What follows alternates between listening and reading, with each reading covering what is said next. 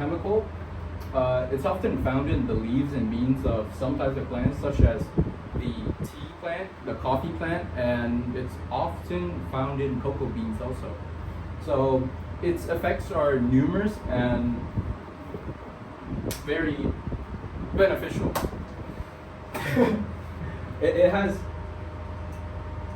6 main effects, which are enhanced fat burning, enhanced focus, enhanced energy, heightened alertness, and happiness. So for this happiness part, it's very special, so we will get onto it sometime into the presentation.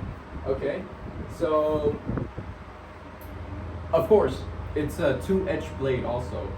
So when you take caffeine, there's also some drawbacks, and the main ones are raised heartbeat, which could increase your urination, because when your heartbeat is faster, your body works in overclock, and some of your organs will start to produce and work overtime, especially your bladder. So increase the urination. Another drawback is high blood pressure for those who are sensitive to caffeine, or even some people in general, especially young people. And caffeine is also classified as a drug. So of course it has some drawbacks, which we will be getting into at a later date in the presentation. Okay, so on with how caffeine works. So before we get into how caffeine works, we will have to brief you on a certain chemical called adenosine. So what adenosine is, it's a chemical that has receptors. If it connects with these receptors, it will fire signals to the brain, which slows down the firing of neurons, which in simple terms, it makes you sleepy. So what's so special about these adenosine and caffeine? Well, they have the same molecular structure.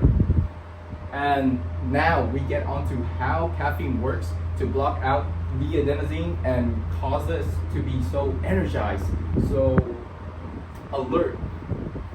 So caffeine, as I've said before, it has the same molecular structure as adenosine, right? So when these caffeine are introduced into the human body, it impedes this process of adenosine connecting with its receptors. So that means that the adenosine will not be able to fire signals to the brain, which makes you sleepy. So that in turn gives you the enhanced energy, focus, alertness. Yeah.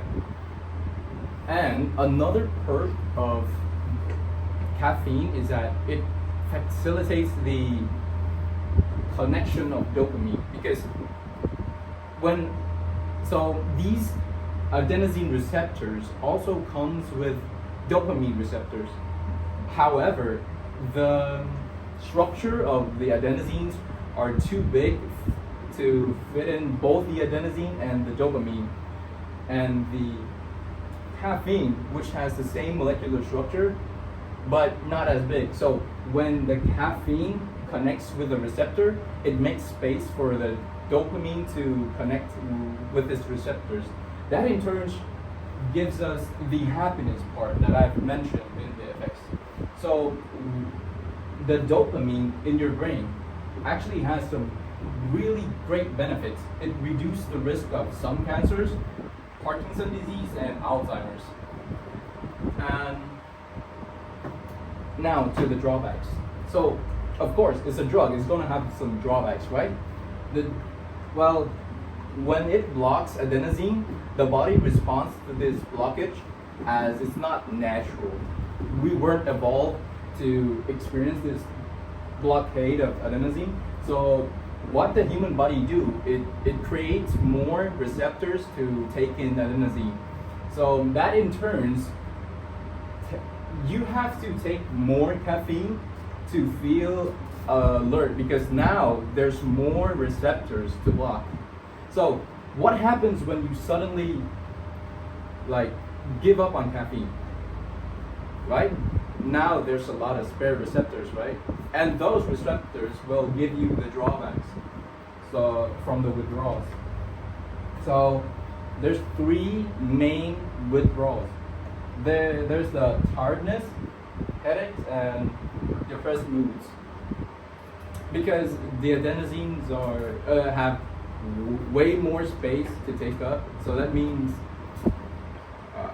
they fire way more signals, which causes your brain to.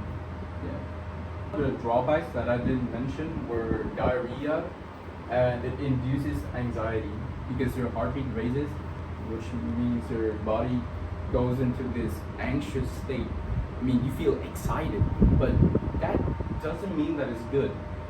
So it induces anxiety, and as we've known, caffeine has it keeps you awake, right?